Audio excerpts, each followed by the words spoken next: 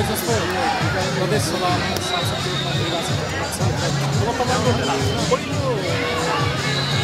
प्राथमिकता के को हुन्छ पहिलो मुद्दा त प्रथम मुद्दा त प्रदेश सभामा गएर सबैभन्दा पहिला त सुशासन र भ्रष्टाचारको बारेमा तपाईको कुरा उठाउने छु।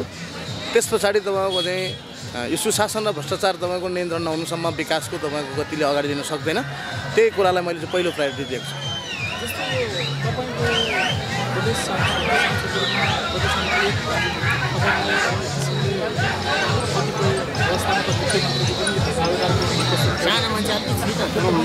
दावेदार एकदम हो, सशक्त रूपले दावेदार हो र अब पार्टीको संसदीय दलको तपाईको चाहिँ मिटिङ रहन्छ। त्यसमा हामीहरू तपाईको सबै छलफल भएर अब पार्टीको केन्द्रीय नेताहरूले पनि मलाई वास्तवमै एउटा इमानीको राजनीतिकले जितेको छ ओखलढुङ्गामा।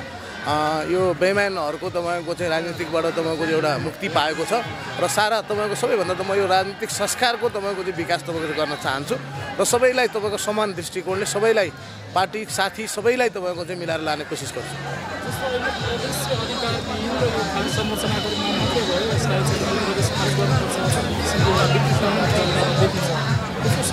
प्रदेशलाई सफल बनाउने भयो प्रदेशलाई अधिकार सम्पन्न बनाउनको लागि तपाईले के भन्नुहुन्छ? एकदमै त्यो चाहिँ हामी अब संसदीय दलको मिटिङ बस्छ, पार्टीको तपाईको केन्द्रीय समितिको मिटिङ बस्छ, जिल्लाको मिटिङ बस्छ।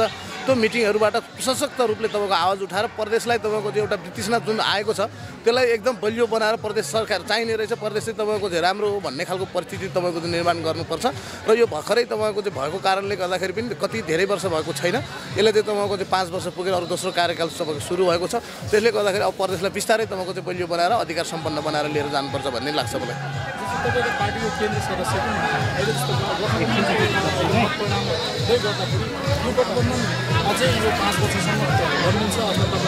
यसलाई चाहिँ लामो समयसम्म लम्ब्याउनुपर्छ भन्ने धारणा हो मेरो। अझै तपाईँको 15-20 वर्ष 25 वर्ष तपाईँ नजिकै छिमेकी मुलुक भारतमा पनि यो हाम्रो गठबन्धन पहिलो भएको कारणले नौलो लागेको होला।